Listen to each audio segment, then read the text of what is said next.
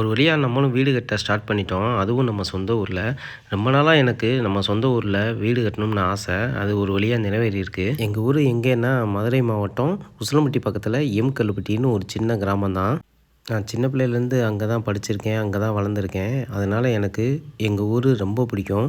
அதனாலேயே கண்டிப்பா ஊருக்குள்ள ஒரு வீடு கட்டணும்னு எனக்கு ரொம்ப நாளாவே ஆசை. இந்த வீடு கட்டுறதுக்கு முக்கிய காரணம் அப்படின்னு சொல்லி பார்த்தீங்கன்னா, என்னோட ஃப்ரெண்ட்ஸ் மட்டும்தாங்க. அவங்களால மட்டும்தான் என்னால இவ்வளோ தூரம் வர முடிஞ்சது. இல்லைன்னா கண்டிப்பா இவ்வளோ தூரம் என்னால வர முடிஞ்சிருக்காது. வீடு கட்டுறதுக்கு சென்னையில இருக்க இன்ஜினியர்ட்ட குடுத்துருக்கோம். அவரோட சொந்த ஊரும் இதே ஊரு தான்.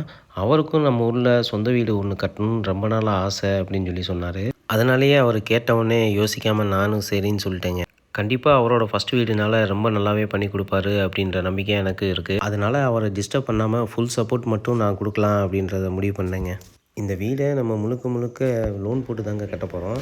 ஃபர்ஸ்ட்டு நம்ம பூஜை போட்டுறலாம். பூஜை போட்டதுக்கப்புறம் பேங்க் ப்ராசஸ்லாம் பார்த்துக்கலாம் அப்படின்னு சொல்லிட்டு ஃபர்ஸ்ட்டு பூஜை போட ஆரம்பிச்சோம். மேக்ஸிமம் பேங்க் ப்ராசஸ் முடியறதுக்கு 1 மாதம் ஆயிடும்னு சொல்லி நினைக்கிறேன். அந்த 1 மாதம் கழிச்சு தாங்க நாங்க கட்டவே ஸ்டார்ட் பண்ணுவோம். அதுக்கு முன்னாடி பில்டிங் அப்ரூவ்டு, பிளான் அப்ரூவ்டு எல்லாத்தையும் வாங்கி போர்லாம் போட்டு ரெடி பண்ணிடலாம். அதுக்கப்புறம் நம்ம வீடு கட்ட ஸ்டார்ட் பண்ணலாம் அப்படின்னு சொல்லி நினச்சிருக்கேங்க.